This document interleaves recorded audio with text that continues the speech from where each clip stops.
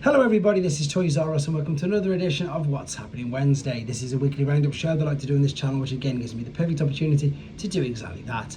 Keep you guys updated with the things that I find going on in the world of Transformers. I'll let you know what's happening with this YouTube channel and of course my Instagram. So I've got, as ever, a mixed bag of everything: mainline, studio series, third party, and indeed things like this that just, as it says here, I'm reading from here, just pop out of nowhere. This is the Transformers Beast Machines original soundtrack. So for those of you who are fans of the cartoon, the album has just dropped and been found on free streaming music platforms. So you can get this via Spotify, Apple Music, Amazon Music and YouTube. So yes, if you were a big fan of that, then again, it's there ready for you to stream or download for free. There we go. Moving on to something that I've got to hold my hand up again and quickly apologise to you guys. This is the Skybound comics. It's getting a bit embarrassing for myself now. I've got a stack of the Skybound comics, Void Rivals, etc. I am going to get around to putting them on the channel as promised. I haven't even read them myself. I've heard nothing but good things about them. But as always, I've got to keep you guys updated with the fact that you've got multiple choice covers. So this is for issue 11. As always, there's at least 4 or 5. You probably end up with more than this once their figure actually gets to press. This is Skybound. See at the top left it says Skybound there. This is their reprinting of the original Generation 1 1980s comics. So they've been talking about this for quite a while. I believe, and again correct me if I'm wrong, I'm not 100% sure, that they're going to literally put issues 1 to 40 in a giant sort of book and then the others afterwards. But again, if I get clarification on that, I'll let you know straight away. But the good news is for anybody, because I've been asked quite a few times since I did the ones on this particular channel, that are they going to be reprinting them? And up until now the answer is of course no. But now we know that Skybound are, so there you go. If you missed any of them or you want them an actual physical copy, you're going to be able to get the original Generation 1 comics in a Skybound book. Skybound are also doing Void Rivals, which is of course another spin-off from the Transformers series, as well as Energon Universe, and again you can pick and select your own cover again from there. So again, I will get around to doing it, guys. I do apologize. This is something that I think is quite interesting, and I love the fact that again Transformers just can be used for anything, just to entice or to, I suppose, bring about interest. This is just a fun run basically, or it's called the official Transformers Night Run. It is taking place in Malaysia on October the 19th. Our registrations are already open and there's different categories. So obviously it can be a fun run, it can be a bit more of a serious marathon, etc.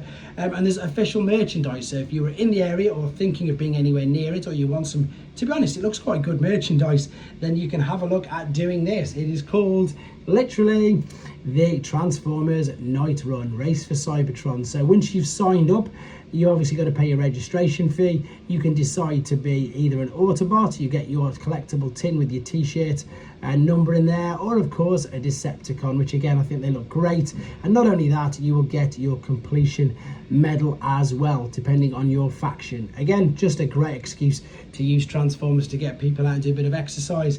Nothing wrong with that, and the merchandise looks great as well. Right, this is something that appeared a few months ago as well, but now it was officially revealed by Takara Tomy. It was available in Japan, but now it looks like Amazon are going to be getting it in as well. So as I'm speaking, the listing is up on Amazon, but it's not available to actually purchase.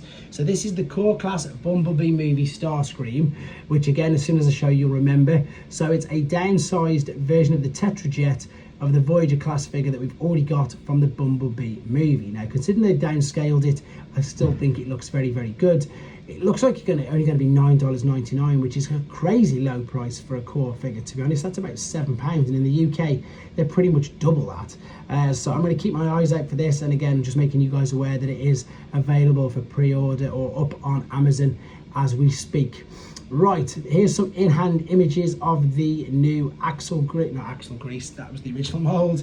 This is of course Lockdown. I've got a few images of this. These have come via TFW 2005. I'm not going to divert you to the actual person who's got them if you want to see these. So this is of course, as I say, coming up in the new twin packs. I know people are still interested in it, so I'm still going to show you a few images of the particular figure. Lockdown is looking very, very good.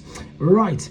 This again comes as no surprise. Every company does this. So this is it says they call it a third or fourth party, but it's not, it's just a knockoff. It's an oversized knockoff of, it's the 20 centimeters version of its Rise of the Beasts, I keep getting them mixed up. Rise of the Beasts, Optimus Prime, but they've done it in a Nemesis Prime deco. Now, they have actually done the original one as well. I'm sure you've seen that on this channel. I'm sure a few people have got it. They basically used the mold, oversized it, and added an absolute abundance of accessories and kit with it. So it's the same figure as what was released in the normal Optimus Prime deco.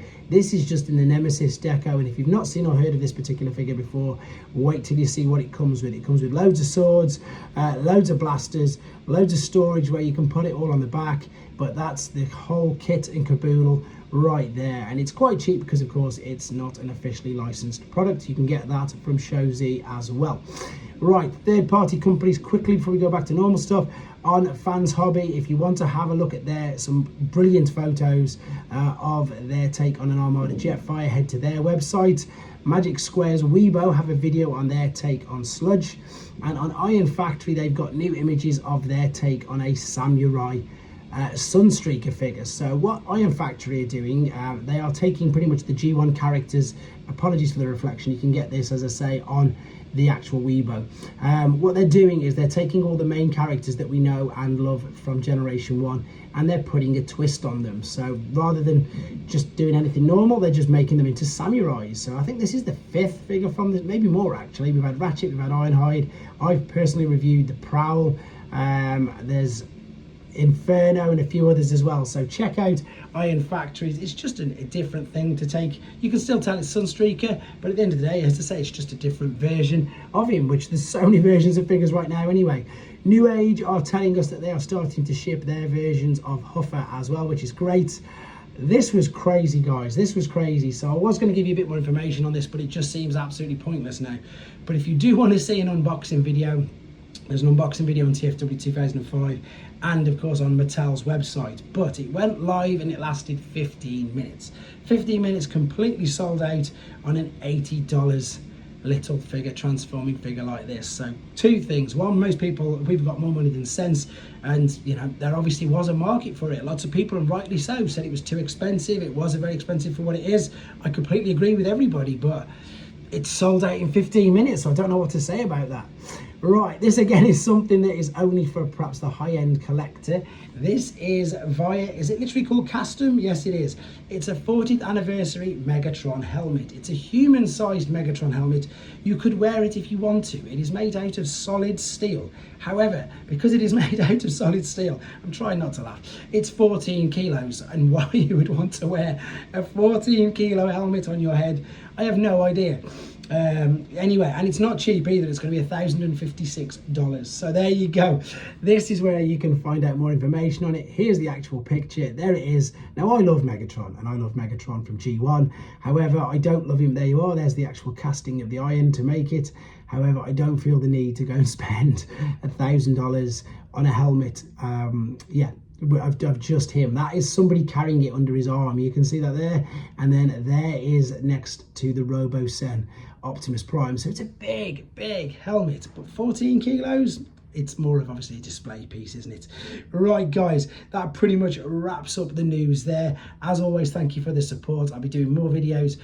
I'll try and get some in for Friday, but obviously with me being at the MCM Comic Con on Friday, you're probably going to be sick of the sight of my face and the updates. So I'm going to be doing as much as I can, getting the information out to you with all the figures that are there, with some of the newer ones that I know are going to be there but can't say anything about just yet. And yeah, so really looking forward to it. Take care, and I'll speak to you soon.